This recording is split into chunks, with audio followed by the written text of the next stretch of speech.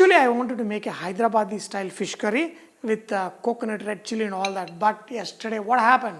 Kolkata won. My father was super disappointed with Hyderabad lost. So, the fish curry is going to have Kolkata influence with poppy seed, mustard, and we're going to make this into a nice paste which is going to give that little Kolkata punch for my fish curry today. Hi guys, let's make fish curry. You know, when fish pieces, these are the leftover fish pieces, but somebody's leftover becomes somebody's delicacy. To make this curry, first the tempering must in my fish curry.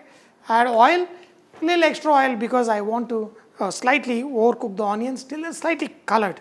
And in this, add mustard, kalonji, some red chilies. I'm going to add some curry leaf, and to add the curry leaves, and in this add onions, and of course some salt and slightly browned onions. There is a reason why I brown the onions slightly, because this will dissolve and give your fish curry some consistency.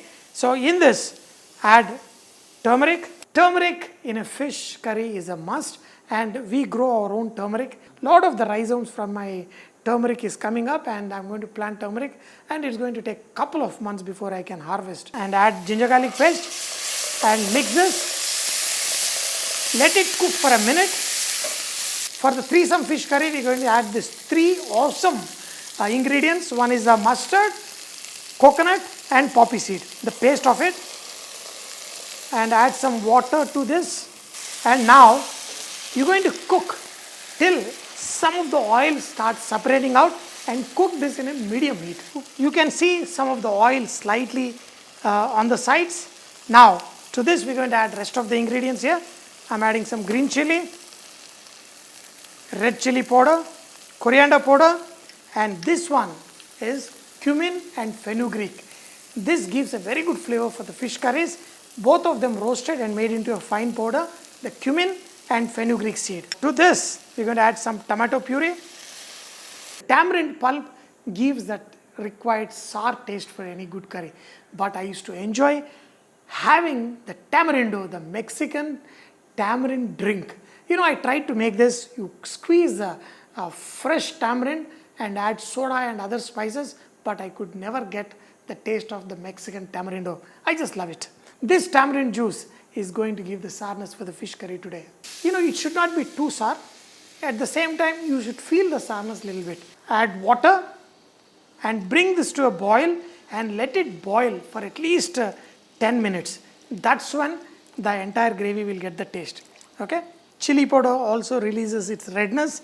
There is slight, reddish brown kind of color. Already very nice rich flavor because of the mustard, the poppy seeds, the fenugreek seeds. I have three variety of fishes. One is Rohu, other one is white salmon, another fish is Roop.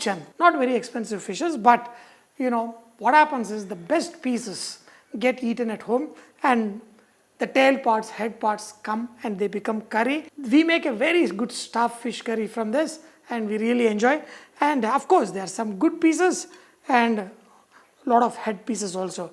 But when you add the head piece, that's when you get this curry really tasty. So now, all first, let the heads go in. Look at this, head pieces, the major pieces. Then rest of the pieces, the tail parts, everything, just immerse in this. One thing with the fish curry is, once you add pieces, you will not be able to mix it too much because you don't want the pieces to break. A lot of people, they fry the fish pieces and add for even more stronger flavor. If you're fried in the mustard oil and then add to the fish curry. Okay, for me, this is good. Slightly the gravy gets the thickening because of the poppy seed, the coconut and everything. Once you add the fish pieces, this curry gets that full flavor. That is what I'm after. And moreover, during the weight loss program, my preferred meat is fish.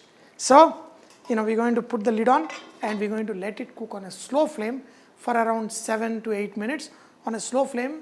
Once this is ready, we're going to check the seasoning once again. After 6-7 minutes, switch off the flame and we're going to let it rest for a while. Usually at least 15-20 minutes of resting will give the flavor, full flavor to the fish and the gravy. Let it rest. The gravy also gets slightly thickened.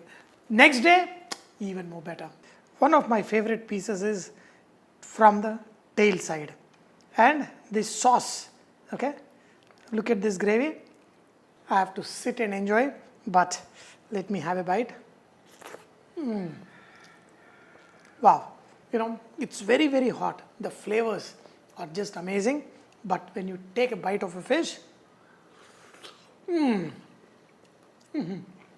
I can squeeze, I can suck in the meat and leave the bone out.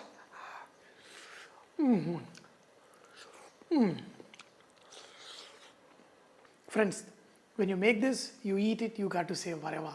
It's so amazing and super tasty.